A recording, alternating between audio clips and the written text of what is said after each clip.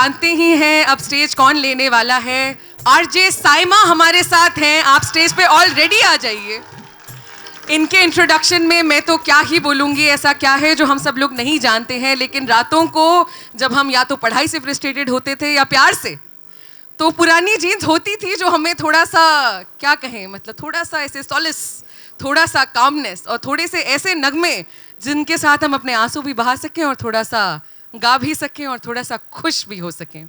Saima, over to you. I know there are lot of surprises in store for the audience and please go ahead and do what you do best. Saima हमारी सबकी आपके सामने और खूब जोरदार तालियों से इनके सेशन की शुरुआत करते हैं। बहुत बहुत शुक्रिया, बहुत बहुत शुक्रिया आप सबका यहाँ आने के लिए। और मैं जानती हूँ कि आपके दिल की धड़कनें कितनी बढ़ी हुई हैं, क्योंकि ये मेरे ख्याल से एक ऐसा स्टेज है जहाँ पे मुझे नहीं खड़े होना चाहिए, उसको खड़े होना चाहिए जिसकी अशार आज मैं पढ़ूँगी।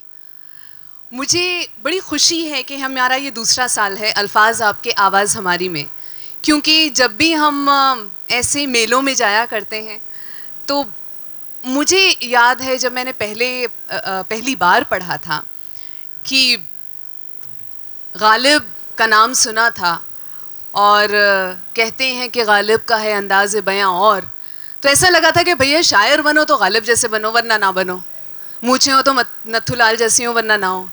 तो बड़ा मुश्किल लगा कि यार ऐसे तो शायर बन ही नहीं पाएंगे, या तो गालिब बनो या ना बनो। एक्चुअली अब्बू से भी मिली थी और अब्बू गालिब के इतने बड़े फ़ैन कि मतलब या तो गालिब हैं या कोई नहीं है। तो हमने सोचा अरे भाई गालिब भी तो कभी बच्चे रहे होंगे अपनी शायरी में, कभी तो वो भी बड़े हुए होंगे। तो इसलिए ये जो पूरा का पूरा सेशन है, ये एक मकसद है आपके अंदर उस जुनून को कायम रखने का, जहाँ पे आप अपनी कलम उठाते हैं, कुछ लिखते हैं, फिर उसे छुपा देते हैं। लेकिन मेरी गुजारिश थी कि आप छुपाइएगा मत।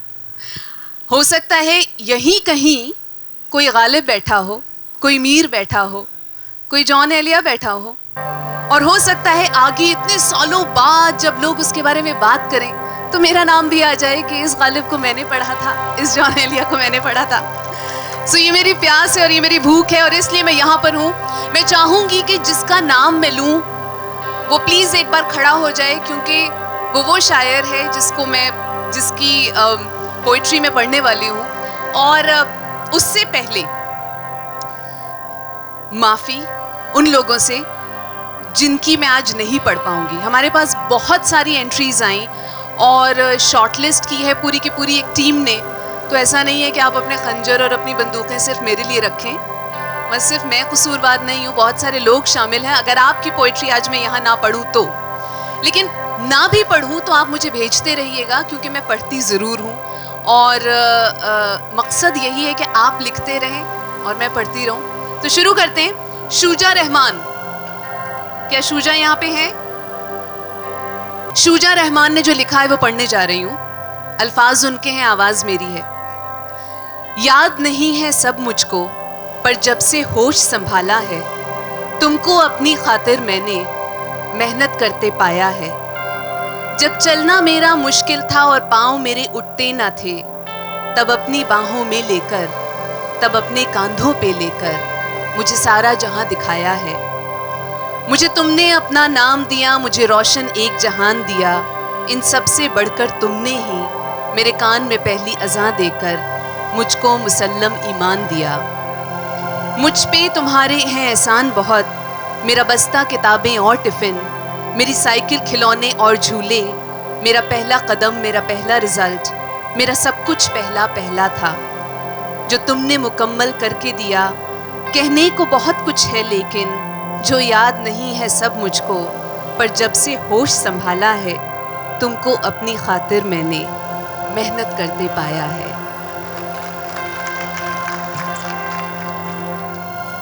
तराना, क्या तराना यहाँ है?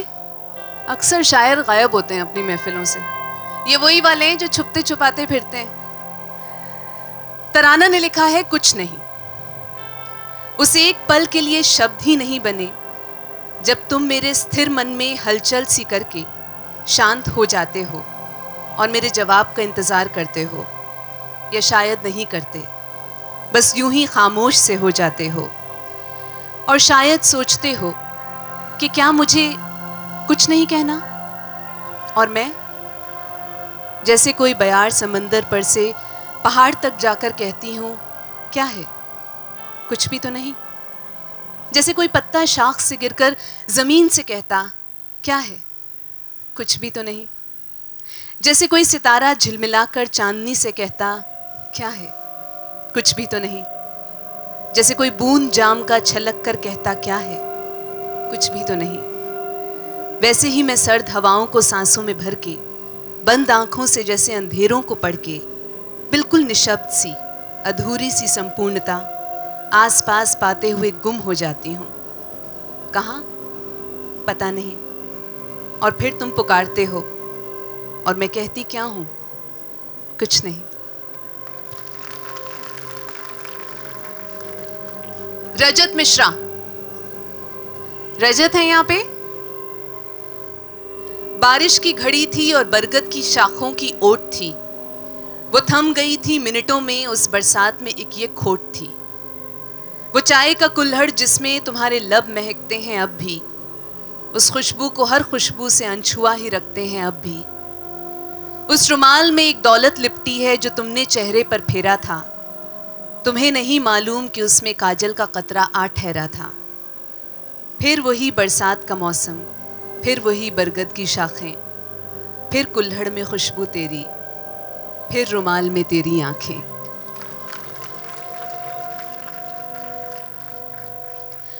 इनका नाम जरूर लूंगी लेकिन पूछूंगी नहीं कि वो यहाँ है कि नहीं। हामिद रफीक, क्योंकि वो इस्लामाबाद पाकिस्तान में है। हामिद रफीक ने जो गज़ल लिखी है वो कुछ इस तरह है कि मेरे चारागर मेरे हम सफ़र, तू ही रूबरू तू ही पेशतर, मैं हुजूम में सफ़े आखिरी, वही फितनागर वही दर बदर, तू करेगा काविश खूब तर, तुझे क्या खबर दिल बेखबर, तू हजार काबा बसा मगर, मेरा सर तो झुकता है दैर पर। ये बजा है माहे तमाम तर कि उमड़ तो आया है बाम पर, परअज़ल से है बड़ी पुरखतर खुर्शीद की हुस्ने नज़र, कि गर उठ गई तेरी एक नज़र तो ख़त्म ये क़िस्सा मुख्तसर, सरे राह खड़ा हूँ मैं मुंतज़िर, कभी आया क़िस्सा तमाम कर। तुझे क्या कहें मेरे चार अगर कि जो हो सकी है न शब बसर, चलो झूठ कहते हैं हम मगर इल्ज़ाम धरते हैं शाम पर।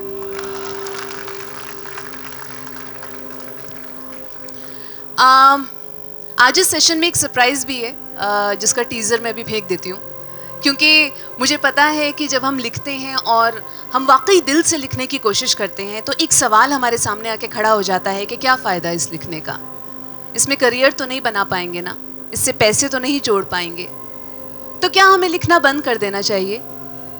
क्या हमें नौकरी की तलाश में जाना चाहिए, क्योंकि रोज़ी रोटी तो वहीं से आएगी?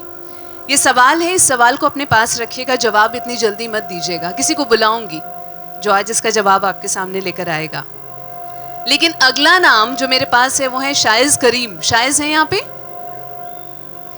शाइज वीडियो में देख लेंगे। जानवर को इंसान न बनाओ, आतंकियों को मुसलमान न बनाओ, ये जिहादी ये मौत के सौदागर, इन्हें इस्लाम का ठेकेदार न बनाओ। कुछ हो गए हैं गुमराह मगर सभी को आतंकी न बनाओ, खुदा ने खूबसूरत जहां बनाया है तुम इसे मासूमों का कब्रिस्तान न बनाओ। अंकिता कृष्णा। अंकिता, तकलीफ की अहमियत समझकर जो खुशी को जिया तो खुशी की अहमियत समझ पाओगे। जो खुशी की अहमियत समझी तुमने, मेरे तुमसे मिलने का मतलब समझ पाओगे। हिबा अदनान। हिबा है यहाँ पे? हिबा लिखती हैं, क्या कभी ऐसा होगा कि खुली आंखों से देखना मयस्सर हो लेकिन वो आंखें बंद करके उसके तसव्वुर को तरजीह दे? क्या कभी ऐसा होगा कि वो सोचे काश ये मुझे न मिली होती, काश मैं पूरी जिंदगी इसकी ख्वाहिश करते गुजार देता? क्या कभी ऐसा होगा कि वो सोचे काश इसकी जगह कोई और होता और मेरे पास सिर्फ इसका ख्वाब होता? क्या कभी ऐसा होगा कि वो सोचे जो मज़ा महबूब की गलियों में रुस्वा होने में था वो उससे इज्जत से पा लेने में कहाँ? क्या कभी ऐसा होगा कि वो सोचे काश मैं यूं ही इसके दर पर पड़ा रहता और काश ये दरवाज़ा मेरे लिए कभी ना खुलता। क्या कभी ऐसा होगा कि वो सोचे कहीं मैंने गलती तो नहीं कर दी, कहीं ये जज्बा वक्ती जुनूं तो ना था, या शायद जो खुशी बरसों बाद मिलने में थी वो उस रोज़ मिलने में कहाँ। क्या कभी ऐसा होगा कि वो ख्वाब जो हकीकत बन गया है वो उससे बेजार हो जाए और वो जो कभी हकीकत थी वो उसका ख्वाब बन जाए। क्या कभी ऐसा होगा, और अगर ऐसा हुआ तो क्या होगा?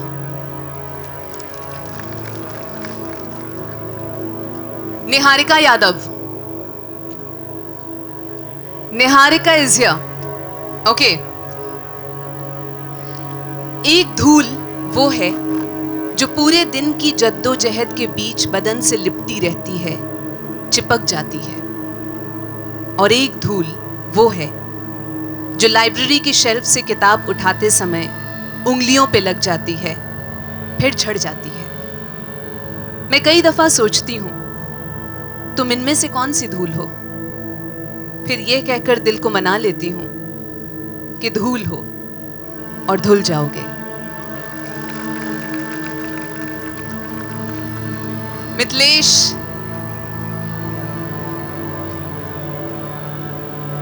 बुझी सिगरेटें। पान की दुकान के बाहर ये जो बुझी हुई मसली हुई कुछ सिगरेटें जमी पड़ी हैं, जमी पर पड़ी हैं। पान की दुकान के बाहर ये जो बुझी हुई मसली हुई कुछ सिगरेटें जमी पर पड़ी हैं, दरअसल ये सिगरेटें नहीं हैं, ये सच में सिगरेटें नहीं हैं। ये वो जाया वक्त है जो एक बाप अपने बच्चों के साथ गुजार सकता था।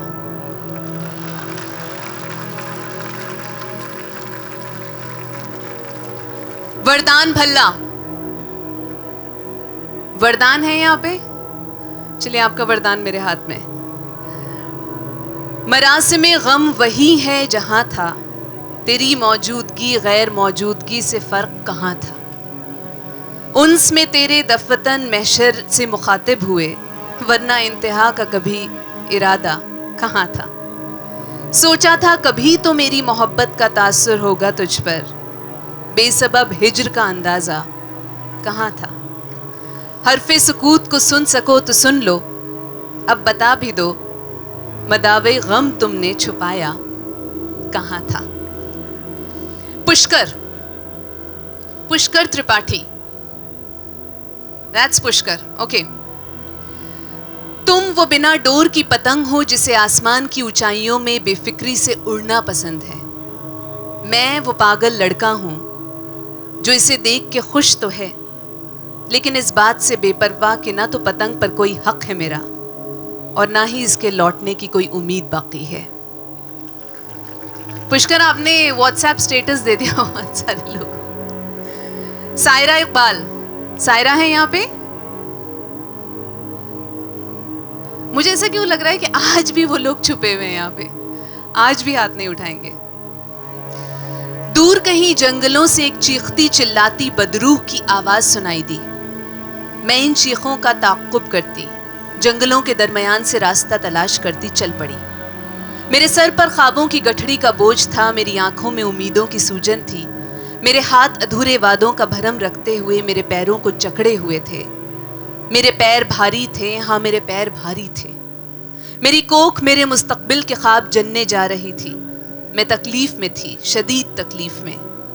अभी वक्त पूरा होने में वक्त बाकी था।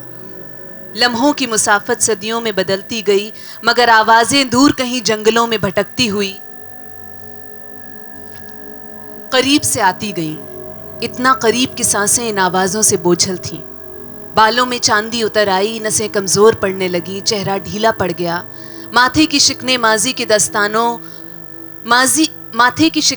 की दास्तानों को सहारा दिए हुए थी। गोश्त सूख गया था, मगर आवाजें न थमी।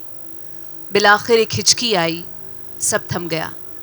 मेरे ख्वाबों की गठड़ी में अधूरे वादे बांधते हुए मेरे मशक्क़त ज़दा बदन को गोश्त और हड्डियां समेत सुपुर्दे आतिश किया गया। सब अस्थियां कूजे में बंद की गईं तो धुएं ने चीखती चिल्लाती बदरू को मेरे मुकाबिल ला खड़ा किया। मुझ पे ये अजियतनाक इंकशाफ हुआ कि वो तो मेरे अंदर की मैं थी। मैं को कहती रुक जाओ मेरे हमदम, मैं मुझे कहती ठहर जाओ ए रकीब। और वो शोर, वो चीखों पुकार गूंजती जो खामोशी को जन्म देते हुए सन्नाटे को मौत की आगोश में सुलाती गई, मेरे सदियों के हमल को रद्द करती हुई मुझे बांझ करार देती। नमन जैन। आजकल कुछ ज्यादा ही मुझे खलवत की जरूरत लगती है। यूं तो मैं अकेला हूं नहीं, पर न जाने क्यों आजकल ये महफिल भी कफस सी लगती है। अभिषेक गोयल। अभिषेक है यहां? मेरे छोटे से शहर में एक बड़ी सी मस्जिद है। उस मस्जिद के नीचे एक छोटी सी दुकान है, कुछ 2 हाथ चौड़ी और 4 हाथ गहरी। सामने खड़ा कपड़ों का पहाड़, बगल में सैकड़ों रंग के धागे, और इन सब के बीच बैठा एक बूढ़ा रफूगर। उस रफूगर का नाम तो नहीं पता, मगर उसे तब से देखा है जब उन उंगलियों में रवानी और दाढ़ी काली हुआ करती थी। कभी जब किसी कपड़े में खोता लग जाता तो दादी 5 का सिक्का देकर कहती, जा जाकर रफू करा ले। मैं दौड़कर पहुंच जाता मस्जिद के नीचे और वो रफूगर जादू से कपड़े को नया कर देता, जैसे वो कपड़ा कभी फटा ही नहीं, जैसे उसमें कभी कोई खोता लगा ही नहीं। आज एक अरसे के बाद कुछ फटे पुराने रिश्तों के टुकड़े लिए मैं उसी मस्जिद के नीचे खड़ा हूँ, एक आखिरी अधूरी उम्मीद के साथ कि शायद जज्बात के धागे से सी कर फिर मेरे रिश्तों को नया कर देगा ये रफूगर। पूर्वा अग्रवाल। पूर्वा है यहां?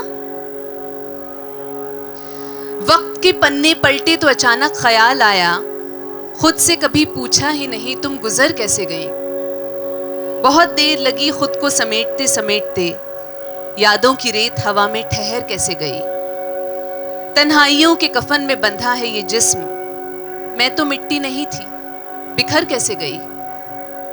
हर पल कतरा कतरा मारा था जिसे उम्र भर, अपनी वो लाश पहचानने से आज मुकर कैसे गई। बेदम बेजान आरजुओं के जनाजे देखे थे कई, अपनी ही कब्र देखी तो सिहर कैसे गई। खुद से कभी पूछा ही नहीं तुम गुजर कैसे गई। नगमा अरशद। नगमा है यहां? हम सभी को जो हर पल सताते रहे, दे के आवाज फिर क्यों बुलाते रहे। जिसकी छांव में बैठे थे थक हार कर, धूप में फिर वही याद आते रहे। जिंदगी देखकर मुझको हैरान थी, रोती आंखों से जब मुस्कुराते रहे। फिर हवा ने शरारत से देखा हमें, हंस के हम हर दिए को जलाते रहे। रात खामोशी थी हर तरफ हर जगह, हम तो नगमा तुम्हें गुनगुनाते रहे। राजेश रंजन। कैसी इल्म दी है इन किताबों ने मुझे कि चांद को मामा अब बुला पाता नहीं हूं मैं। मुट्ठी भर पैसे तो मैंने रखे हैं संभाल के, पर गांव का अमरूद अब खरीद पाता नहीं हूं मैं। बहुत चौड़ी हैं सड़कें जो जाती हैं मेरे गांव को, पर घर जाने वाली पगडंडी खोज पाता नहीं हूं मैं। अक्सर जब हम लिखते हैं और लिखते जाते हैं तो हमें ये बात सताती है कि हमारे घर वाले हमसे कहते हैं ये तो ठीक है, मगर आगे क्या। और अगर हमने ऐसा जवाब दे दिया कि मैं राइटर बनना चाहता हूँ, तो वो कहते हैं सिनेमा अलग होता है और हकीकत अलग होती है। हर जिंदगी तमाशा फिल्म नहीं है। लेकिन कभी कभी ऐसा होता है कि अगर हम अपने ख्वाब को शिद्दत से, अपने दिल की आवाज़ को, अपने दिल और दिमाग की दोस्ती करा दें और दिल की आवाज़ को दिमाग से रास्ता दिलवा दें, तो हम अपनी मंजिल तक पहुंच सकते हैं। और ऐसे ही एक शख्स आज आपके बीच में मौजूद हैं, जिनको मैं बुलाऊंगी क्योंकि हमें उस हौसला अफजाई की ज़रूरत है, क्योंकि मैं जानती हूं कि आप बहुत अच्छा लिखते हैं और आपको लिखना चाहिए और उस पैशन को फॉलो करना चाहिए। हमारे बीच आज हिंदुस्तानी मुसलमान है, हुसैन हैदरी, स्टेज पे आ जाएं। हुसैन भाई आज यहाँ इसलिए भी हैं क्योंकि उन्हें हौसला अफजाई, देखिए मैंने आपके लिए इतनी सारी चेयर्स लगवाई हैं, एक नहीं, आप जो जिस पे चाहे बैठ जाएं। हुसैन भाई को जो लोग जानते हैं वो बहुत अच्छे से जानते हैं, और जो लोग नहीं जानते हैं उनके लिए ये बता देती हूँ कि हुसैन भाई अपने कलम से जाने जाते हैं, अपनी उस नज़्म से जाने जाते हैं जो कि वायरल हो गई। और इस माहौल में ऐसी चीज़ें जब वायरल होती हैं तो खुशी भी होती है, डर भी लगता है, एहसास भी होता है, और समझ में भी नहीं आता कि ये तारीफ़ है या कुछ और। लेकिन हुसैन भाई हमेशा से क्या राइटर थे, ये सवाल अहम है। और हुसैन भाई इसलिए आज आपसे मैं ये सवाल करूँगी कि अब तो आप माशाल्लाह से गीत भी लिख रहे हैं, राइटिंग को आपने अपना फुल टाइम, अपने पैशन को फुल टाइम प्रोफेशन बना लिया है, लेकिन क्या शुरुआत ऐसी हुई थी कि आपने बोला कि भैया मुझे राइटर बनना है तो राइटर ही बनना है? मैं मतलब थोड़ा शुरू से शुरू करता हूँ। मतलब मैं इंदौर का हूँ, इंदौर में पैदा हुआ था, वहाँ से स्कूलिंग वगैरह की मैंने। फिर उसके बाद मैंने इंदौर से ही चार्टर्ड अकाउंटेंसी का कोर्स किया। मैं पूरा CA फाइनल पास हूँ, बीच में इंटर में कहीं फेल नहीं हुआ हूँ। और मतलब वो पूरा पास किया मैंने। फिर उसके बाद मतलब फिर मैं बम्बई गया, और बम्बई में मैं 2 साल अर्न्स्ट एंड यंग करके एक कंपनी है, वहाँ पे ऑडिटिंग फर्म में मैंने 2 साल जॉब किया। और जब मैं बम्बई आया तब मुझे पता चला कि एक ओपन माइक करके चीज़ होती है। तब मैं तकरीबन 23 साल का था, और मैं बहुत मुशायरे सुनता था, मैं बहुत पढ़ता था। मेरे जो वालिद हैं, मेरे फादर हैं, उनकी एक किताबों की दुकान है इंदौर में, और मैं फ्री में किताबें पढ़ता था, और फ्री में मिलती थी इसलिए किताबें पढ़ता था। तो माशाल्लाह शायरी वगैरह बहुत पढ़ी हुई थी मैंने, मुझे बहुत सारी मुँह ज़बानी याद भी थी, सिर्फ शौकिया तौर पर, मेरा कभी लिखने का अरमान नहीं था। तो जब बम्बई आया, ओपन माइक वगैरह देखा, तो मुझे लगा कि अरे मेरे जैसे ही लोग पढ़ रहे हैं, शायर नहीं पढ़ रहे हैं। तो वहाँ मैंने फिर लिखना शुरू किया लोगों को देख के। बहुत सारे दोस्त थे उस दौरान, उन्होंने बहुत हौसला दिया, उन्होंने बहुत कहा कि नहीं तुम ठीक लिखते हो, लिखते रहो, मतलब ऐसा कुछ ख़राब नहीं कर रहे हो, करो, मतलब कोई दिक्कत नहीं है। लेकिन फिर मतलब मुझे विज़न नहीं था कि मुझे राइटर बनना है। मेरे इमेजिनेशन में भी नहीं था कि राइटर भी कोई प्रोफेशन होता है। हालांकि मेरे दोस्त लोग थे जो वहाँ आते थे। तो मैं तो फिर उसमें मैंने कैट दी, और कैट में फिर मतलब मेरा IIM इंदौर में सिलेक्शन हो गया। तो then I went on to do my MBA। तो मैं मतलब एक तरफ ऐसी उजली भी रहा थी, मतलब एक बहुत बड़ा पैकेज, मतलब एक छोटे शहर का बंदा जो पढ़ाई करता है उसको लाइफ में CTC चाहिए, उसको लाइफ में आर्ट नहीं चाहिए, ठीक है। तो मुझे लाइफ में बहुत बड़ा CTC चाहिए था, और मुझे पता ही नहीं था, इमेजिनेशन ही नहीं थी कि मतलब ये सब किया जा सकता है। तो मैं IIM इंदौर चला गया, MBA वगैरह करने लगा, और मैं थोड़ा सा कट सा गया, मतलब मैं लिखना कम हो गया था, मेरा पढ़ना भी कम हो गया था, क्योंकि मैं हार्वर्ड बिजनेस रिव्यू की केस स्टडीज़ पढ़ता था, मैं ऑपरेशंस मैनेजमेंट और मार्केटिंग और स्ट्रैटेजी और ये सब पढ़ता था। और मैं तकरीबन 2-2.5 साल तक कंटिन्यूस इंग्लिश में ही बात किया हूँ। तो अब ये जो मैं पिछले 1.5 साल से हिंदी में बोलना भी शुरू किया है, ये आदत मैंने बनाई है किताबें वापस पढ़ के शुरू करके। तो मतलब वही अभी जैसे मतलब अभी मैं बात कर रहा हूँ, तो I have an instinct to switch to English and start speaking in English at the very same time. So that's an urge that I have to control every time that I am talking. वापस आ जाए। हाँ। तो वही, तो मतलब वो एक लेकिन हुसैन भाई मतलब यहाँ हाँ। पे मुझे एक बात ज़रूर जोड़नी है कि हम हमेशा देखते हैं फिल्मों के थ्रू भी, और असल ज़िंदगी में भी ऐसा होता है कि जो लोग जिन लोगों में वो क्रिएटिव स्ट्रीक होती है, वो मैथ से भागते हैं और एक्सेल से भागते हैं, और जब वो MBA करते हैं तो वो बड़ी मजबूरी में करते हैं। हुसैन भाई आप इंजॉय करते थे, राइट? हाँ, मैं अपना CA वाला जॉब इंजॉय नहीं करता था, वहाँ मेरे बॉस बहुत परेशान करता था, लेकिन मैंने MBA काफ़ी इंजॉय किया। मैं MBA करने ही इंजॉय ही करने गया था, टू बी ऑनेस्ट, क्योंकि CA मतलब आपको एक्सेल शीट्स पसंद है? एक्सेल, माइक्रोसॉफ्ट एक्सेल मुझे बहुत पसंद है। मतलब आप मतलब अच्छा, मतलब पहले ये हुआ करता था कि माइक्रोसॉफ्ट एक्सेल पे 14 घंटे काम कर रहे हैं दिन में, तो शायरी वायरी और ये सब पढ़ना टाइम पास हुआ करता था। अब शायरी और गाने और स्क्रीन प्ले और डायलॉग ये सब करते रहते, तो अब मैं टाइम पास के लिए एक्सेल शीट खोल के बैठ जाता हूँ। And I am not joking, मैं एक्चुअली ये करता हूँ, मुझे मज़ा आता है उसमें भी, उतना ही मज़ा आता है मुझे।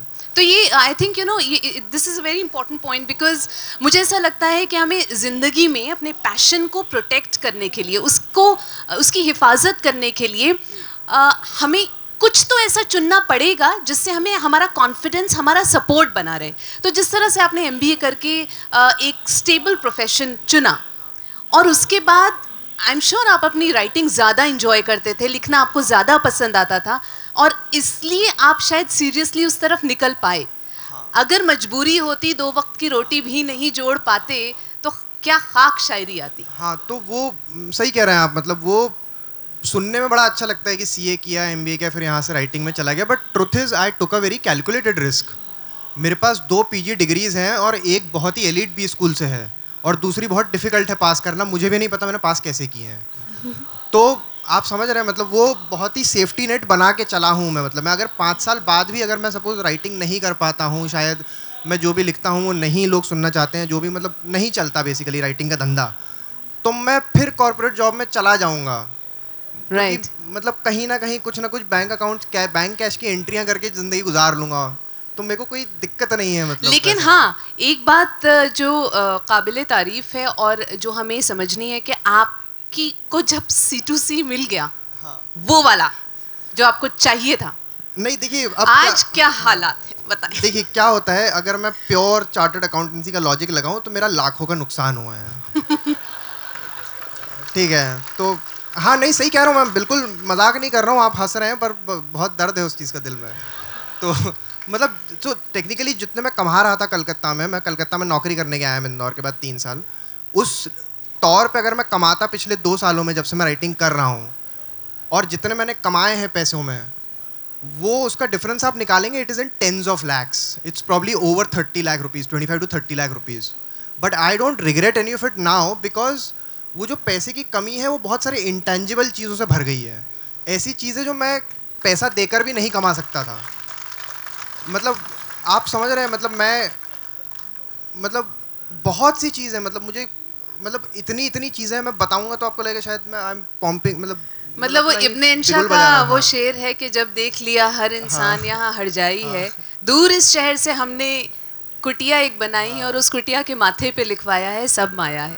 तो अब ये कुटिया में रहते हैं. हाँ, तो वही मतलब आप अब जैसे मैं यहाँ बैठा हूँ, जश्न रेख्ता में 2 साल पहले आया था, ठीक है, और मैं ऐसे ही घूम रहा था मतलब, और मेरा लाइफ में कभी सोचा ही नहीं था कि मैं यहाँ आऊँगा कभी और मैं एक सेशन लूँगा और वो भी स्टेज पे अकेले बैठूंगा. मतलब ये मैं आपके साथ बैठी हूँ. हाँ, ये क्या मतलब, बात हुई? मतलब आप अकेले नहीं बैठे?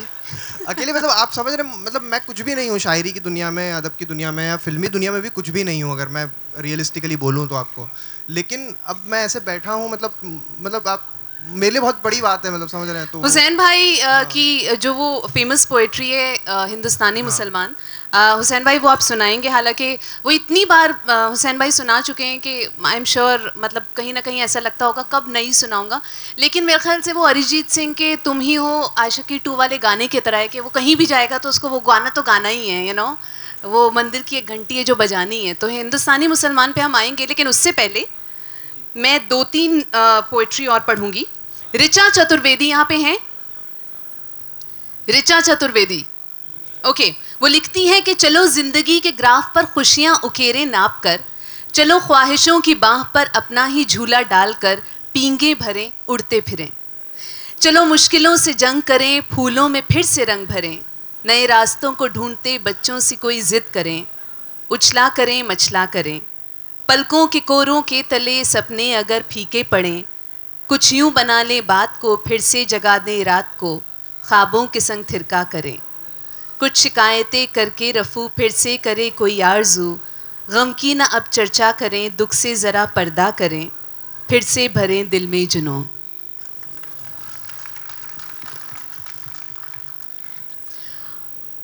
Ananda Chakraborty, her pen name is Koshish. I can see a hand, but I can't see your face. That's you? Oh, okay. So I'll call you Koshish. Okay. साए खुद दीवार संभाले बैठे हैं, शम्मे हम बेकार संभाले बैठे हैं, नींद चुराकर चैन मयस्सर है हमको, हम आंखें बेदार संभाले बैठे हैं. 2 लफ्ज़ों में इश्क मुकम्मल है लेकिन हम कितने में आर संभाले बैठे हैं. क्या हम बेचैन और ख़रीदें क्या कोशिश, राहजान जब बाजार संभाले बैठे हैं। दैट्स कोशिश। यासिर यूनुस, यासिर हैं यहाँ पर? तुझसे नफरत का अगर थोड़ा सा इम्कान होता, फिर ज़फ़र ज़ीस्त का कितना मुझे आसान होता। आस होती न कभी तेरे पलटने की मुझे, और अगर लौट भी आता है तो मैं हैरान होता। वो मुसाफिर तेरी यादों के सफ़र पर निकला, वो अगर शहर में होता तो परेशान होता। कितना आसान था मोहब्बत का किसी से होना, काश नफ़रत का भी होना यूं ही आसान होता। वहशते दिल ने मुझे सुए बियाबा भेजा, न जुनू होता न मैं चाके गिरेबां होता। मणि यादव। मणि, सब अंधेरों के गुजर का वक्त है, मुर्गा बोला ये सहर का वक्त है। अक्स अब कद के बराबर है मेरा, ये यकीनन दोपहर का वक्त है। ओढ़ ली सूरज ने चादर नींद की, आंसुओं के अब सफ़र का वक्त है। कौन कहता है कहानी लंबी अब, दास्ताने मुख्तसर का वक्त है। नब्ज़ धीमी है गज़ल की, है अचेत, शायरी तेरे हुनर का वक्त है। सतेंद्र है यहाँ पे? दुआएं। ओके। बड़ी अजीब होती हैं दुआएं, दिखाई देती नहीं कहीं, मगर होती हैं हर जानिब, बड़ी अजीब होती हैं दुआएं। ये बच्चों को मिलती हैं विरासत में माँओं से, और उनको दूर रखती हैं सारी बलाओं से। ये साथ रहती हैं कि जब कोई नहीं रहता, ये काम करती हैं कि जब कुछ भी नहीं होता। कोई पढ़ता है आयत में, कोई जपता है पूजा में, कोई करता है सजदे तो कोई सर नवाता है।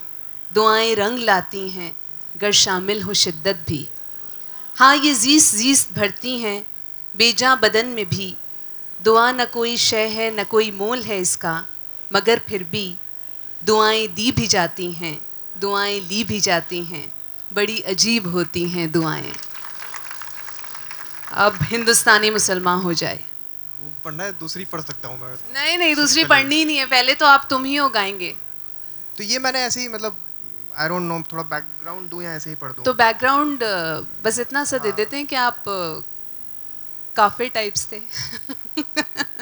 हाँ, तो ठीक है, मतलब तो मतलब सीन ऐसा है कि हुसैन भाई फूंक रहे हैं और मस्जिद से अजान आ रही है, और हुसैन भाई के अंदर कुछ चल रहा है। क्या चल रहा है वो है ये। हाँ, तो वो गिल्ट ट्रिप से जनरेट हुआ था बेसिकली ये। तो जो भी है कि सड़क पे सिगरेट पीते वक्त जो अज़ान सुनाई दी मुझको, तो याद आया कि वक्त है क्या, और बात जहन में ये आई, मैं कैसा मुसलमान हूँ भाई।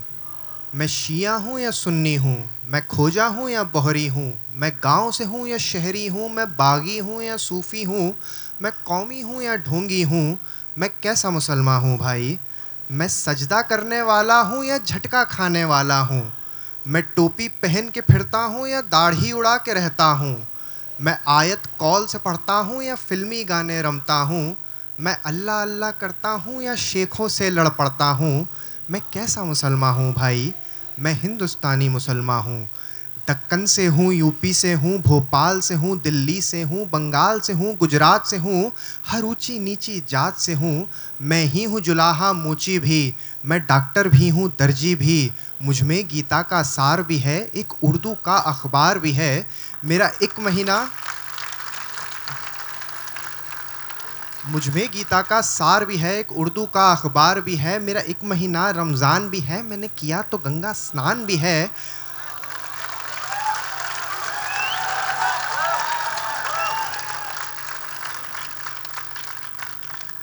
अपने ही तौर से जीता हूँ, एक दो सिगरेट भी पीता हूँ। कोई नेता मेरी नस नस में नहीं, मैं किसी पार्टी के बस में नहीं, मैं हिंदुस्तानी मुसलमान हूँ।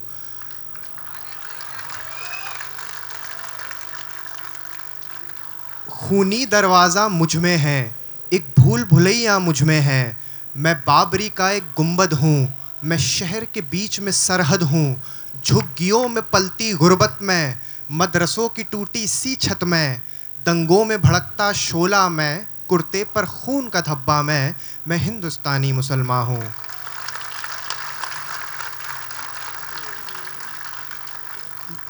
मंदिर की चौखट मेरी है, मस्जिद के किबले मेरे हैं, गुरुद्वारे का दरबार मेरा, यीशु के गिरजे मेरे हैं। 100 में से 14 हूँ लेकिन 14 ये कम नहीं पड़ते हैं, मैं पूरे 100 में बसता हूँ, पूरे 100 मुझ में बसते हैं।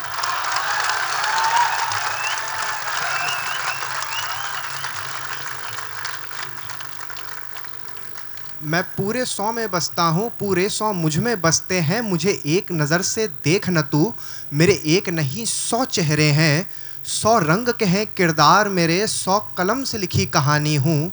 मैं जितना मुसलमान हूँ भाई, मैं उतना हिंदुस्तानी हूँ। मैं हिंदुस्तानी मुसलमान हूँ। Thank you. देखा, मैंने आपको महफिल लूटने के लिए बुलाया था। एक टीज़र डाला था हमने ट्विटर फेसबुक पे, जहाँ पे 2-3, मेरे ख्याल से सिर्फ हमने 2 ही मिसरे कहे थे उसमें।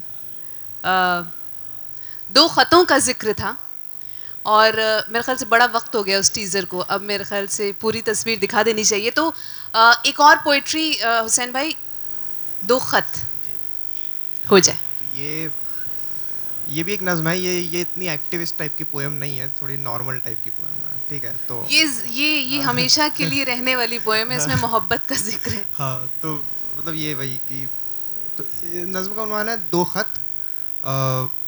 मेरी मेज़ पर तुम्हारे लिखे 2 ख़त रखे हैं, एक जो बरसों पहले का है, एक जो तुमने कल भेजा। जो ख़त बरसों पहले का है, उस पर छिड़की इत्र की बूंदें भीनी भीनी महक रही हैं। तुम्हारे लफ्ज़ों की चिंगारियाँ अब भी उस पर दहक रही है। मिसरों में एक बहाव भी है, लहजे का रख रखाव भी है। मेरा नाम लिखा है हक से, शायद इसीलिए कागज़ में शगुफ्तगी बरकरार भी है। ये ज़र्द अब तक हुआ नहीं है, जो ख़त तुमने कल भेजा है, पहले ख़त से बड़ा जुदा है।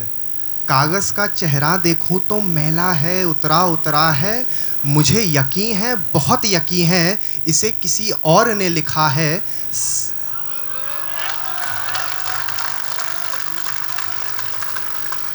मुझे यकीन है, बहुत यकीन है, इसे किसी और ने लिखा है। सन्नाटों की बू है इसमें, नाखूनों की धार है इसमें। मिसरों में कोई लोच नहीं है, लफ्ज़ बहुत बेजार है इसमें। तल्ख लकीरें खिंची हुई हैं, उलझन इनमें बसी हुई है। सो मैंने इन दोनों ख़तों को 2 हाथों में बाँट लिया है, और ख़यालों के तूफ़ान से एक ख़याल को छाँट लिया है कि इन ख़तों को लिखने वाले 2 शख्सों में से एक शख्स को आज मैं यकसर भुला ही दूँगा। इन 2 ख़तों में से एक ख़त को आज मैं जाना जला ही दूँगा।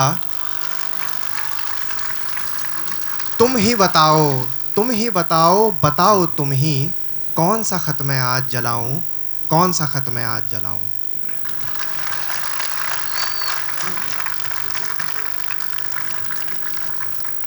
हम सजेशन दे सकते हैं कि कौन सा ख़त जलाना चाहिए। इकरामुल्ला आज़म यहाँ पे हैं। मिजाजे दर्द मोहब्बत से आशना कोई है कि जिससे पूछ सकें इसकी इंतहा कोई है। मैं अपने जुर्म को रब से भी तज़किरा न करूं, मुझे बताओ कि मुझसा भी पारसा कोई है। ये दश्त कैस से खाली हुए भी सदियां हुई, मगर तो फिर भी दिए जाए है सदा कोई है। ये इश्क है ना तो ये उम्र इश्क की है, मगर दिले शिकस्ता को बेनाम आसरा कोई है। कोई तो वस्ल के कुम पर यकीन करके उठे, जो इसमें हिज्र की तासीर से बचा कोई है। ये राह कैसे मेरे पैरों से शफीक रही कि खार पूछते फिरते हैं आबला कोई है। जहाने क़िज़्ब के मेवे कुजाए हूर सिफत, तुम्हारे होठों सा जन्नत में जायका कोई है। छिपकली मैंने नहीं लिखी, ना बुलाई, इन्होंने लिखी है, ये पढ़ के सुनाएंगे, क्या याद ही होगी हाँ, उनकी। तो ये एक पोएम है, मतलब इसका एक लाइन में बैकग्राउंड देता हूँ। बेसिकली जितने भी नेता लोग होते हैं वो अहिंसा के पर्दे में छिप के हिंसा करवाते हैं। तो अब दिल्ली आए हैं, डायरेक्टली तो बोल अहिंसा नहीं के सकते। पर्दे में छिपकर हिंसा करवाते हैं, मतलब वही है, मतलब दे आर ऑलवेज। अब इसको एक्चुअली इंग्लिश में बोलता हूँ तो बेटर अब लगता है। बोले इंग्लिश में। सो व्हाट पॉलिटिशियंस तो वही, मतलब what politicians do is that they perpetrate violence under the garb of non violence.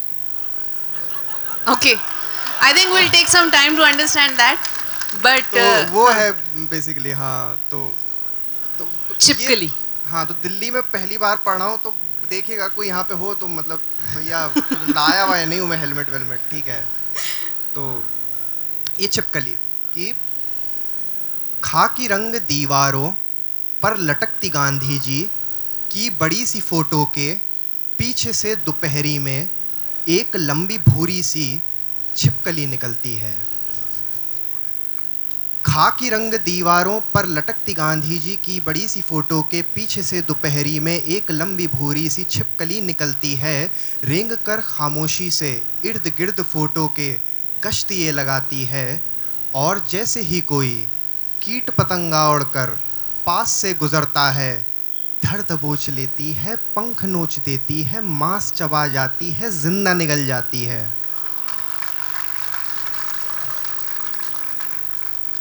फिर बड़े सलीके से, जैसे कुछ हुआ ना हो, कोई भी मरा ना हो, रेंगती हुई वापस गांधी जी की फोटो के पीछे लौट आती है।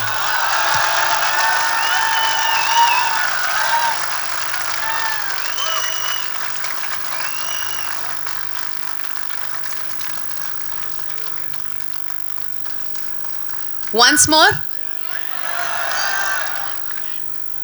मैंने मर जाना है दिल्ली में पक्का, मतलब पिटूंगा मैं तो। ठीक है, तो क्यों, आपको शक है कि यहाँ वही वाले लोग हैं, शक या आपने हम पे शक किया है क्या? नहीं, मतलब मुझे डर लगता है, बट इट्स लाइक सी, डर लगता है, मतलब उन्हें this- डर लगना चाहिए। मतलब the thing is that's the great part about writing poems. मतलब although I'm saying that I'm scared, had I actually been scared, I wouldn't have been reciting it in the first place. Absolutely, yeah. तो ये कहने की बात है, डर लगता है, बट डर नहीं लगता है। पढ़ रहा हूँ मतलब डर नहीं लगता है, तो ये एक है।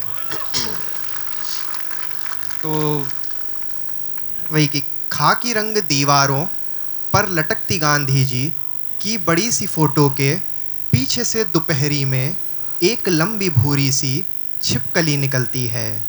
रेंग कर खामोशी से इर्द गिर्द फोटो के कश्त ये लगाती है, और जैसे ही कोई कीट पतंगा उड़कर पास से गुजरता है, धड़ दबोच लेती है, पंख नोच देती है, मांस चबा जाती है, जिंदा निगल जाती है। फिर बड़े सलीके से, जैसे कुछ हुआ ना हो, कोई भी मरा ना हो, रेंगती हुई वापस गांधी जी की फोटो के पीछे लौट जाती है।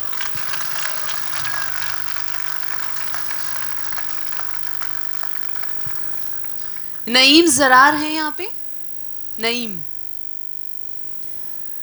हो गए ताक जब निशानों में, तीर क्यों रह गए कमानों में। वाइजों की दुकान चल निकली, जिंदगी बट गई अजानों में। तेरा शाहीन मर गया इकबाल, धूल उड़ती है अब चट्टानों में। घर की जन्नत उजाड़ कर अपनी, हर कोई कैद है मकानों में। पिछली बार भी पूछा था कि यहाँ पे क्या कोई ऐसा शायर है जिसने अपनी शायरी आज तक कभी महफिल में पढ़ के ना सुनाई हो, लेकिन लोगों ने उसकी तारीफ़ की थी, वो अपने दोस्तों को सुनाता है। और पिछली बार भी मैंने कुछ ऐसे लोगों को पहचाना था जिन्होंने हाथ नहीं उठाया था, तो अब आप सोचें कि हाथ उठाने में फ़ायदा है या नहीं उठाने में। जिसने दो हाथ उठाने का मतलब वो वाला शायर होता है जो ज़बरदस्ती पकड़ पकड़ के शायरी सुनाता है अपनी, तो ऐसा नहीं होगा।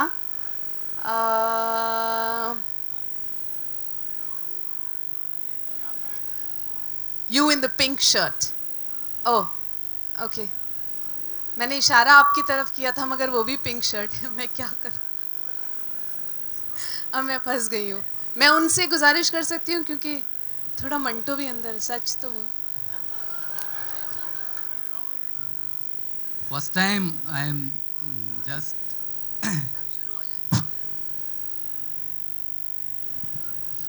आज फिर जिंदगी से मुलाकात हुई, उससे फिर वही पुरानी बात हुई। मुस्कुरा के उसने पूछा कैसे हो तुम, कल थे जैसे क्या आज भी वैसे हो तुम। मेरी नज़रों से उसे जवाब आया, क्यों तुझे आज मेरा ख्याल आया। कोई मिला नहीं दिल बहलाने को, जो वापस चली आई मेरा मजाक उड़ाने को।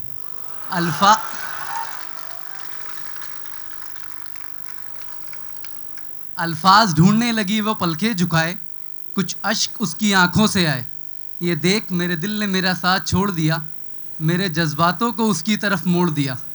यही गलती फिर दोहराने लगा, फिर उसका दिल बहलाने लगा। सही कहा उसने ऐसा ही हूँ मैं, कल था जैसा आज भी वैसा ही हूँ मैं। आज फिर ज़िंदगी से मुलाकात हुई, फिर उससे वही पुरानी बात हुई। बहुत बहुत शुक्रिया। आपका नाम? हसन अरशद। हसन भाई के लिए जोरदार तालियां। बहुत बहुत शुक्रिया।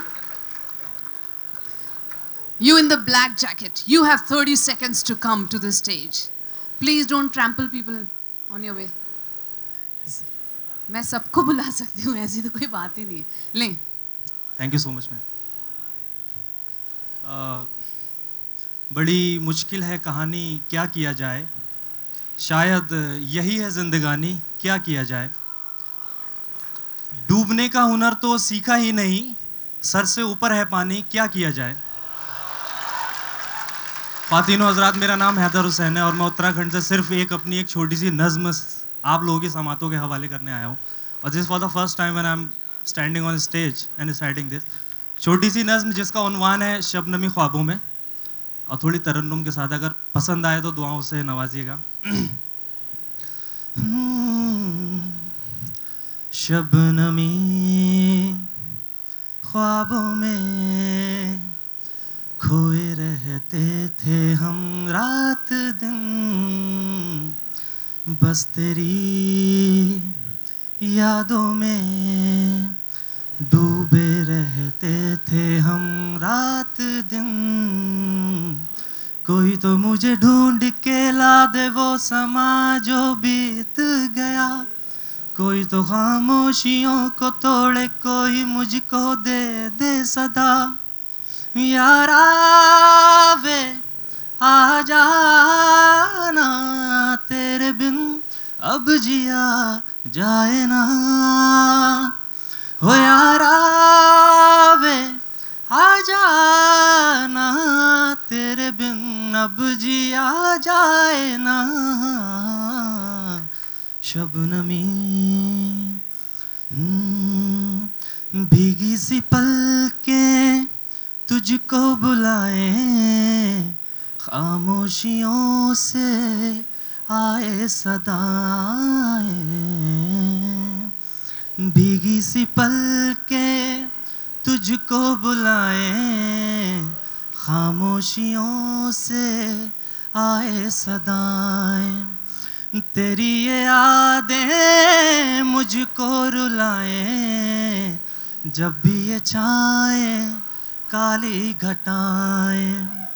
नीला नीला अंबर भी रोने लगा है, नीला नीला अंबर भी रोने लगा है। जाने तेरी यादों में क्या होने लगा है। कोई तो मुझे ढूंढ के ला दे वो समा जो बीत गया, कोई तो खामोशियों को तोड़े, कोई मुझको दे दे सदा। हो यारा वे आ जाना, तेरे बिन अब जिया जाए ना।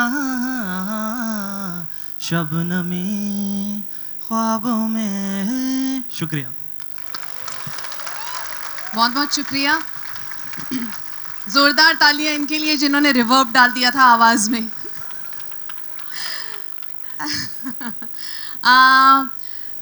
ट्विटर पे एक हैंडल है जो अपने आप को जॉन की दीवानी कहती हैं, और असल नाम उनका सीमा है। सीमा आ जाएं प्लीज़।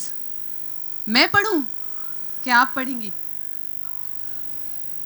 आप आ जाएं प्लीज। अरे इतना अच्छी साड़ी पहनी है, प्लीज आए। सीमा ने लिखा है, बेमिले ही हम बिछड़ गए, मलाल हुआ पर कम कम सा, जख्म पे उंगली फिराई तो थी, एहसास हुआ था मरहम सा, रो चुके फूट फूट के हम, रंज नहीं था मातम था, उसे जाना नहीं कभी जान के, गैर थोड़े थे हमदम था, बिना उसके नहीं गिला कोई, जब वो था तो हरदम था, वो संगीत मुझको बना गया, खुद मेरे लिए वो सरगम था, मैं झूमूं हिज्र में फसलों सी, वो था बारिश के मौसम सा, यूं रूह में जहन में डेरा है, जो खुदा नुमू हूँ पैहम सा।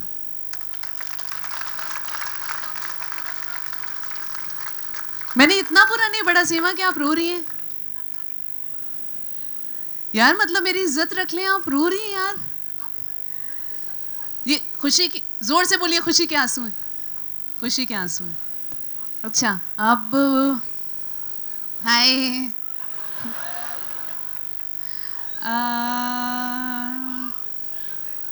ब्लू कुर्ता।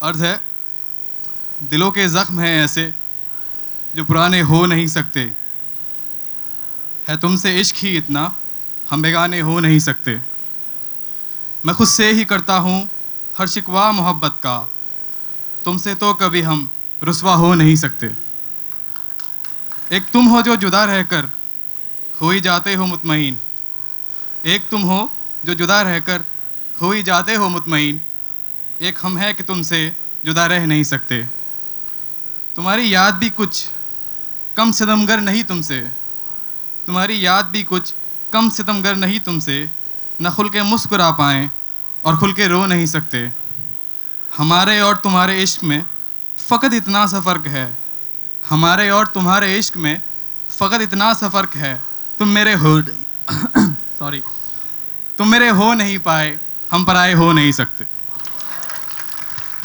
क्या बात है। शायरों की ना एक बहुत बड़ी प्रॉब्लम होती है वैसे वो चाहते हैं कि दुनिया उनसे ना पूछे कि जो उन्होंने लिखा है वो किसके लिए लिखा है, लेकिन जब वो नहीं पूछता जिसके लिए लिखा है तो वो चाहते हैं कि भैया तुम तो पूछ लिया होता तुमने। तो वैसे शायरों से नहीं पूछना चाहिए कि उन्होंने किसके लिए लिखा है। मैं आपके पास आऊँगी दोबारा से, लेकिन उससे पहले लत क्या चीज़ होती है ये तो हर उस इंसान को पता है जो किसी लत का शिकार है। लत एक ऐसी पोइट्री है जिसका बैकग्राउंड मैं हुसैन भाई से पूछूंगी ही नहीं कि उन्होंने क्यों लिखी और कब लिखी, सिर्फ चाहूंगी कि वो लत सुना दें। तो ये मतलब ऐसा कुछ इतना अभी क्या है, ये रिकॉर्ड हो रहा है एक्चुअली हाँ, तो ये एक नज़्म है लत करके, मतलब वो सिगरेट की जो एडिक्शन होता है उसके ऊपर पोएम लिखी है कि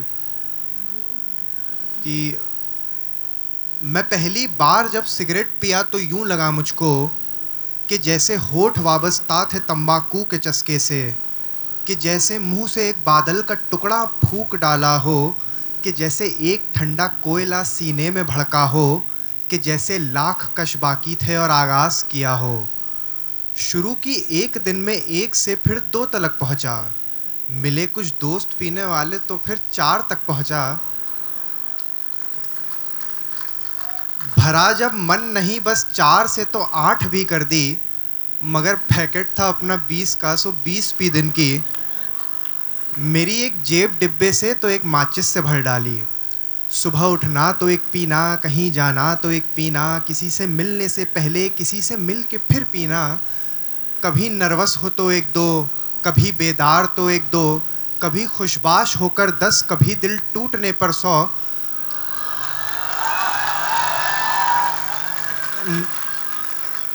निकल के घर से चुपके से किसी अनजान गली में, कभी दारू के साथ तो कभी गांजे के नशे में घड़ी। निकल के घर से चुपके से किसी अनजान गली में, कभी दारू के साथ तो कभी गांजे के नशे में, घड़ी के कांटे बदले एक सिगरेट एक तीली में। मगर इस जिस्म को धोखा हुआ मालूम न चला। मेरे इन फेफड़ों ने कालिखों को इस कदर सोखा कि सांसें थम के चलने लग गई शामों सहर मेरी। बदन की हड्डियां दुखने लगी आठों पहर मेरी। चली खासी महीनों तक हलक छिलने लगा हर पल कि सूखा पड़ गया मांस और लहू जमने लगा हर पल। दांत पीले हो गए और होंठ काले हो गए, खून के गुब्बारों जैसे मुंह में छाले हो गए। प्यास मेरी बढ़ गई और भूख मेरी घट गई, नींद को आँखों से जो बांधे वो डोरी कट गई। मैं पहली बार जब थूका लहू तो यूं लगा मुझको, कितना खून मुंह से निकले बस फिल्मों में देखा था। ये लाल इतना सियाह क्यों है, क्या बस खून ही है ये, या मेरी आत्मा की कालिखें भी साथ निकली थी। कि अब मुमकिन न था कुछ भी, फरिश्तों का ये कहना था। मैं जब चलने के लायक ना रहा तो मेरे घर वाले लुटाने लग गए विरसे हकीमों अस्पतालों पर। अजाने मस्जिदों में दी चढ़े गहने शिवालों पर। उम्मीदों और दुआओं से शिफा की पुरसिशें भी की, किसी जादू किसी टोने से कुछ हो कोशिशें भी की, मगर कुछ भी ना होना था। मुझे एक दिन तो मरना था। मैं शायद नींद से उठा हूँ और एक सर्द कमरा है। मेरी आँखों में बेहोशी नहीं साकित अंधेरा है। कलाई की नसों को सुइयों ने चीर डाला है। मेरे सीने में चाकू डाल शायद दिल निकाला है। मेरे बिस्तर के चारों ओर मेरे दोस्त बैठे हैं। मेरे घरवाले छाती पीट सारी रात रोए हैं। मैं अपना कांपता एक हाथ उठाता हूँ मुश्किल से, ये कहता हूँ गुज़र के सांसों के दर्दों मराहिल से। खुदा का खौफ खाओ दोस्तों, मुझ पर रहम खाओ। लिबासे जिस्म मैला हो चुका, मुझसे निकलवाओ। मगर जाते हुए मुझको बस ऐसे अलविदा कह दो। मेरी इन आखिरी सांसों को आखिरी कश का तोहफा दो। मैं आखिरी बार जब सिगरेट पिया तो खुश हुआ कैसा।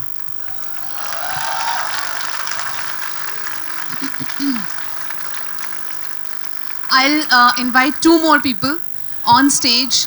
आज फिर जब दरवाजे पे लगे आईने को देखा तो खुद को मिट्टी सा पाया। वो आईना जो झूठा है खुद ही से टूटा है। वो आईना जो लोगों को झूठी खूबसूरती दिखाता है।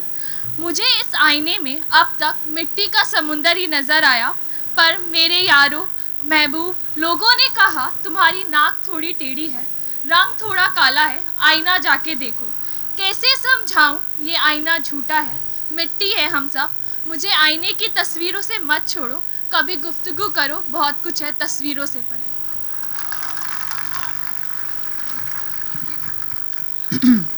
The one in the black, this thing. Okay. Till the time she comes here, what I want to say, और हम हर जश्न रेख्ता में ये एक सेशन इसलिए रखते हैं क्योंकि मैं चाहती हूँ कि आप लिखते रहें। प्लीज़ लिखना मत बंद कीजिएगा, क्योंकि वही एक आखिरी रास्ता है जो आपके दिल से आता है और दिल तक जाता है। उस रास्ते को बंद मत कीजिएगा प्लीज़। आप कुछ भी करें, आप हिंदुस्तान के बड़े साइंटिस्ट बन जाएं, डॉक्टर बन जाएं तो मैक्स हॉस्पिटल में नौकरी मत कीजिएगा। पॉलिटिशियन बन जाएं, कहीं कुछ भी करें, लेकिन जो लिखते हैं उनका पढ़ना ना बंद करें।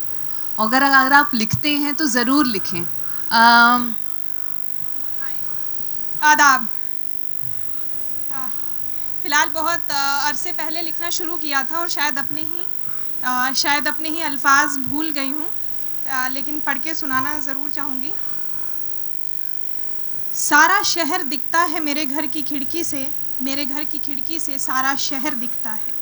मानो या न मानो यहाँ हर कोई दिखता है। कोई रोटी की भूख से, कोई छोटी सी चूक से, कोई अंधकार की मूक से, कोई उलझी उलझी हुक से, कोई चकाचौंध के नाम पे, कोई बड़े चौड़े इनाम पे, कभी कभी तो बिक जाता है शोहरत के मकाम पे। चमकते हुए लट्टुओं के तले संकरी सी गली में, कहीं अनकही बातों की मीठी सी डली में, कोई 2 नोट पा लेता है, कोई गहरी चोट खा लेता है। कोई कीमत लगाता है सड़कों के दोराहे पर, कोई करता है सौदा ज़िंदगी के चौराहों पर। कोई सरेआम बोली लगाता है, कोई छिपकर चेहरा दिखाता है।